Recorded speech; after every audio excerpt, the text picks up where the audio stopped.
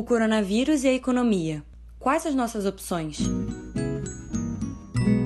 Com a pandemia do coronavírus, estão sendo executadas medidas de quarentena para salvar a vida das pessoas. Mas se elas ficarem sem poder trabalhar, os impactos na economia parecem ser piores do que o próprio vírus, o que as faz questionar a quarentena. Faz sentido essa oposição entre salvar pessoas ou salvar a economia? Vamos imaginar o que acontece com a economia se não fizermos a quarentena. Nesse caso, as pessoas continuam circulando normalmente. As lojas e empresas ficam abertas e as pessoas vão trabalhar. No início, poucas pessoas estão infectadas pelo coronavírus e apenas algumas precisarão ser internadas no hospital. Esse começo lento dá a impressão de que a doença vai se espalhar bem aos poucos e que não é algo sério. Podemos desenhar aqui um gráfico com o número de casos graves precisando de internação até agora. Enquanto isso, na economia, as pessoas estão recebendo seus salários e fazendo suas compras. Então parece que a economia vai bem. Podemos desenhar aqui um gráfico com o PIB do Brasil. Ele é a soma de todos os bens e serviços finais produzidos ao longo do ano e pode ser usado para medir se a economia vai bem ou mal. Com as pessoas mantendo o contato social, os especialistas do mundo todo estimam que a contaminação vai acontecer de forma muito rápida e em pouco tempo. Após um início tímido, a doença de repente está em todos os lugares e não para de se alastrar. Assim, o número de pessoas que precisam de internação aumenta muito rapidamente. Mas o número de vagas disponíveis nos hospitais é limitado, por mais que o governo invista muito na criação de novas vagas. Podemos desenhar no gráfico uma linha com a quantidade máxima de leitos disponíveis. Com os hospitais cheios, as pessoas começam a morrer pela superlotação do sistema de saúde, ou seja, pela falta de camas e aparelhos suficientes para tratar todos os casos graves ao mesmo tempo. Um estudo feito no Imperial College de Londres estima que, se não houver quarentena, o número de mortos no Brasil por coronavírus vai ultrapassar 1 milhão de pessoas. Enquanto isso, muitas pessoas doentes ou vulneráveis terão que se isolar em casa, ou precisarão cuidar de familiares doentes, deixando de trabalhar. Nessa situação, a maioria da população terá que economizar dinheiro e reduzir suas compras. Com a redução das vendas, muitas empresas vão ter prejuízos ou falir. E com isso, seus funcionários perderão seus empregos. Sem salário, essas pessoas não conseguem comprar comida, remédios, pagar as contas, etc. Isso causa um efeito bola de neve, com a economia afundando cada vez mais.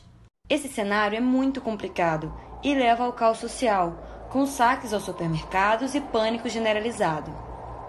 A partir daí, não dá para imaginar o que vai acontecer se o Estado continuar escolhendo não decretar a quarentena. A verdade é que nenhum país se omitiu desse jeito até agora. Passado o pico de contágio, a previsão é de que as pessoas vão se recuperando da doença ou falecendo pela falta de internação hospitalar, e o número de casos graves eventualmente cai. Mas a consequência disso foram muitas mortes em vão, uma instabilidade social muito grande e um colapso econômico. Ou seja, não dá para salvar a economia deixando as pessoas morrerem. Agora, vamos imaginar o que acontece com a economia se fazemos a quarentena sem que o governo gaste o suficiente para socorrer as empresas e os trabalhadores. Com a quarentena, haverá menos pessoas interagindo, diminuindo o ritmo de contaminação da doença. Dessa forma, os casos graves vão surgindo aos poucos, e conforme os pacientes antigos se curam, o sistema de saúde consegue receber a maioria dos novos pacientes. A superlotação é pequena, a maioria dos doentes recebe tratamento adequado e muitas mortes são evitadas. Mas com a quarentena, todas as lojas irão fechar, a não ser aquelas que vendem bens essenciais. Ao mesmo tempo, a maioria da população só vai gastar com os produtos essenciais, cortando os outros tipos de consumo. Por esse motivo, muitas empresas podem falir, causando demissões e deixando trabalhadores sem renda. Para piorar, os trabalhadores autônomos e informais também ficarão sem fonte de renda, e tudo isso significa uma grande redução no consumo. Como consequência disso, o PIB vai sofrer uma queda drástica. Essa queda pode colocar em risco o próprio consumo dos bens essenciais, porque sem salários e sem a renda de pequenos negócios, as pessoas passam a não conseguir comprar nem o básico, e de novo podemos ter um cenário de caos social. Em uma situação de falta de alimento e desespero, as pessoas podem violar a quarentena, o que causaria a aceleração da transmissão da doença e o aumento do número de casos graves. Dessa forma, uma quarentena sem políticas de apoio aos trabalhadores e empresários também leva ao caos social, onde a economia entra em colapso, o desemprego e a pobreza disparam e perde-se o combate ao coronavírus. Não dá para salvar as pessoas ignorando a economia. Agora vamos imaginar o que acontece com a economia quando fazemos quarentena e o governo toma medidas para salvar as empresas e manter a renda das pessoas. Como vimos, com as pessoas em casa e apenas os serviços essenciais funcionando, a contaminação é mais lenta e menos pessoas são internadas ao mesmo tempo, evitando as mortes por falta de internação. O número de casos graves sobe mais lentamente e só ultrapassa um pouco o limite de leitos. Ao mesmo tempo, o governo aumenta seus gastos e implementa políticas de auxílio à população.